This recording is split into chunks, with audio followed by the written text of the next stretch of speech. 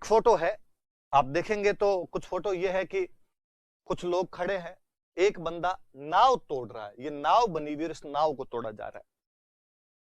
सुनना मेरी बात, पता नहीं ऐसा क्यों था, पर हिंदुओं का ऐसा मानना था कि हम कभी अटक नदी क्रॉस नहीं करेंगे।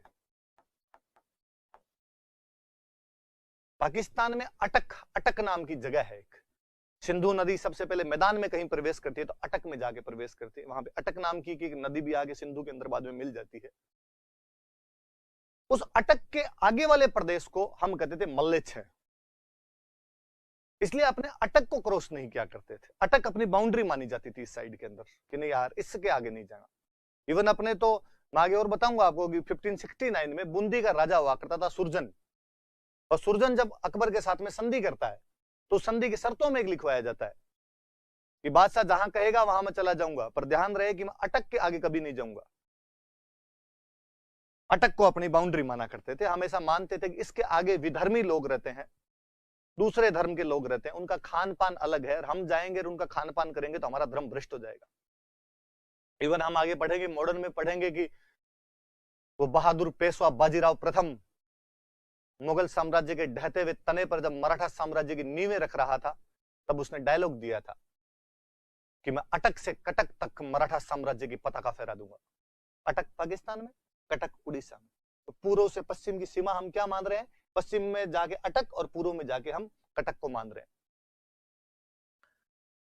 औरंगजेब के टाइम में, औरंगजेब थोड़ी कट्टर नीतियां अपनाने लग जाता है, तो कहते हैं औरंगजेब ने ऐसा निश्चय किया कि यार भारत में इस्लामीकरण कैसे किया जाए, ज्यादा से ज्यादा लोगों को इस्लाम धर्म में कैसे लाया जाए।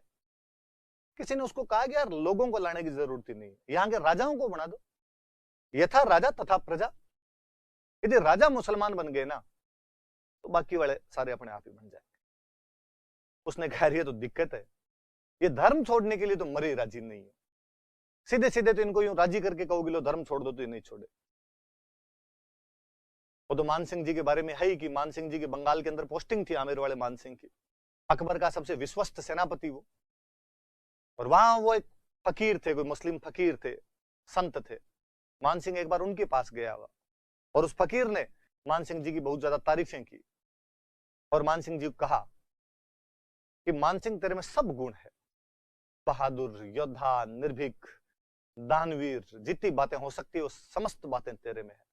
एक हिंदुस्तान का बादशाह बनने की जो भी योग्यताएं हो सकती है वो तमाम तू रखता है, एक कमी है तेरे में, तू मुसलमान नहीं है। यदि तू मुसलमान हो तो तू हिंदुस्तान का बादशाह बने, तो इस्लाम स्वीकार क्यों नहीं कर लेता। मान सिंह ने कहा कि सारी उम्र पूछते रहे बूतों को, अब बुढ़ापे में तो क्या खाक मुसलमान होंगे, पूरी जिंदगी मूर्ति पूजा की है, अब बुढ़ापे में जाके क्या मुसलमान बनना। अगले जन्म में यदि आपके अल्लाह ने चाहा तो मुसलमान बना देगा, इस बार तो हिंदू ही रहेंगे।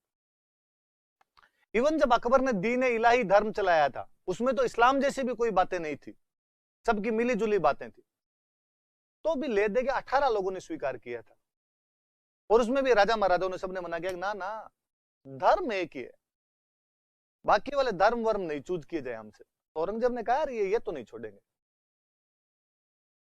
तो औरंगजेब ने एक दूसरी योजना बनाई, कैसा कहा जाए कि आक्रमण करने के लिए उधर पश्चिमी सीमा की तरफ चल रहे हैं, इनको अटक क्रॉस करवाया जाए। एक तो वैसे अटक क्रॉस करवाने के बाद में इनका धर्म भ्रष्टि माना जाता है, यहां आएंगे तो यहां के लोग ही नहीं स्वीकारेंगे, और केवल जो राजा इनको लेके जाया जाए, इनकी ज्यादा बड़ी सेना नहीं लेके जाए, छोटी छोटी टुकड़ियां ही हो इन राजाओं की, और कोई नहीं माने तो जबरदस्ती पकड़ के उस साइड के अंदर इनको कर दिया जाए, वापस आने के विकल्प भी इनके पास में नहीं है। और औरंगजेब अपने राजस्थान के सभी राजाओं को लेके, जो भी उसके साथ उस टाइम में थे, उनको लेके उधर अटक जाता है। अटक तक पहुंचा, जब कहा कि अटक क्रॉस करेंगे, तब राजाओं के कान खड़े हुए, यार अटक क्रॉस क्यों करना।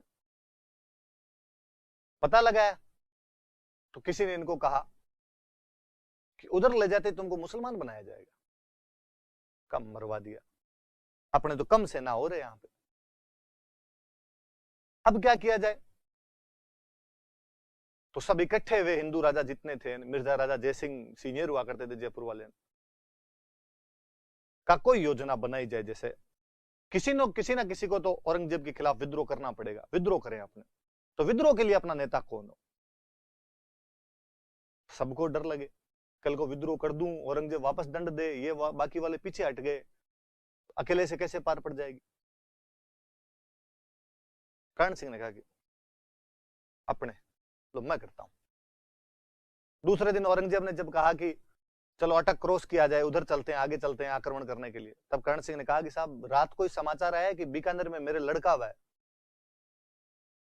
इस खुशी में मैं मेरे राजस्थान के तमाम राजाओं को पार्टी देना चाहता हूं, इसलिए हम आज यहीं रुकेंगे, आप अटक क्रॉस कर लो, कल हम अटक आ जाएंगे, क्रॉस करके हम उधर आ जाएंगे। औरंगजेब ने कहा ठीक है कोई बात नहीं, रुको आप एक दिन। कहते हैं मुस्लिम सेना पूरी की पूरी उधर अटक क्रॉस कर लेती है। जब नावें अगले दिन वापस हिंदू राजाओं को लेने के लिए आई, तब कर्ण सिंह के नेतृत्व में उन समस्त नावों को तोड़ दिया गया और कहा हम नहीं जाएंगे उधर, बगावत कर देते हैं वो लोग।